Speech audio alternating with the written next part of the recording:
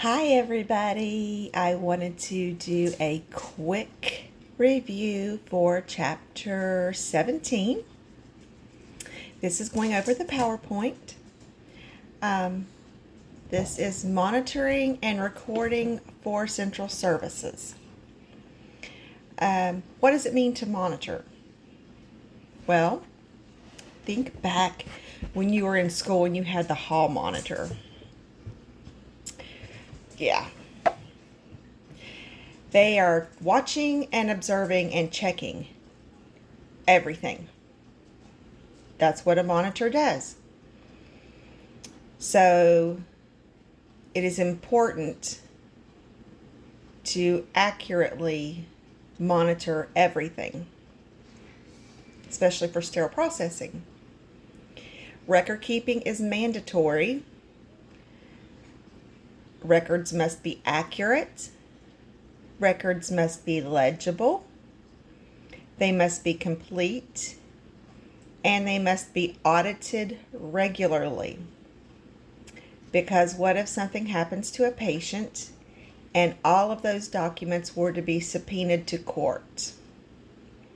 You have to have a thorough record. If not, you could be in trouble. General monitoring, informal.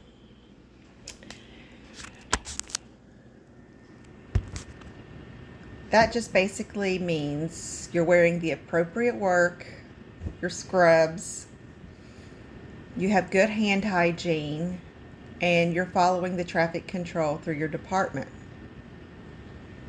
Formal monitoring is of the room temperature, the humidity, any hazards for the safety, cleanliness, and cleaning the work areas and any equipment that you're using.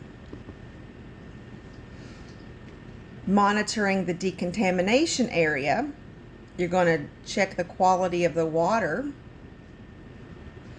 and the mechanical cleaning equipment like the ultrasonic cleaners, the washer disinfectors, and the cart washers. High-level disinfection monitoring, that's the chemical disinfection monitors. Manual disinfection, where you're doing it by hand. Automated endoscope reprocessor monitoring.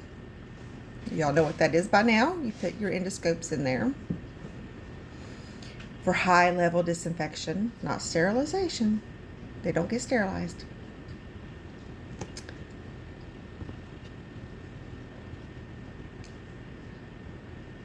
And then also monitors, you have your process indicators. Those are your external chemical indicators, like your tape that has the lines that turn black when something has been processed, and then your locks that go on the outside of containers that show that they have not been tampered with, and they also have the indicators that will turn. Then you have your internal chemical indicators, the strips that go inside. Any physical monitoring, any biological indicators, Geobacillus stérothermophilus for steam. Process challenge device, just like the DART or the Bowie Dick. And then you have your sterilizer printouts that will come from the machines. The sterilizer printouts will have the load control numbers and validation and verification of all the parameters that were set for that load. The time, the temperature, and everything, and it will show the temperatures that it reached, the time that it ran for verification. Sterilizer specific monitoring. For dynamic air removal sterilizers, you have the dynamic air removal test, DART, a leak test, and biological indicator process challenge devices. For gravity sterilizer, you just have the biological indicator. Immediate use steam sterilizers, that's also just the biological indicator. And for the tabletop steam sterilizers, you also use a biological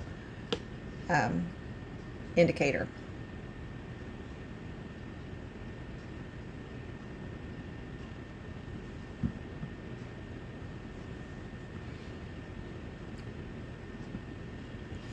Okay, personnel monitoring.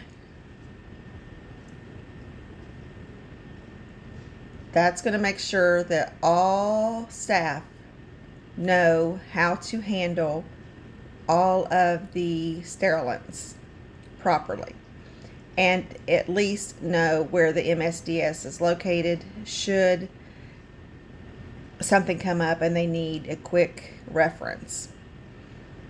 They're going to know how to document, where to document, and when to document. Any continuing education that they may need to have. And also for personnel monitoring, they have to keep the little monitors that you wear on you to see how much exposure you've had to ethylene oxide. They have to monitor the personnel for that.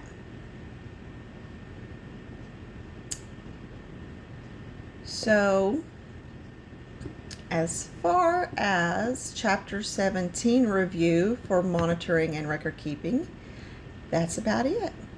It's a pretty short chapter.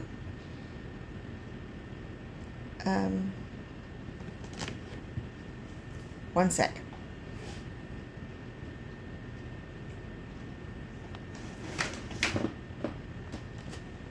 Okay, I'm back. Just checking something real quick. Okay, y'all have a great day, and I will see you at Chapter 18.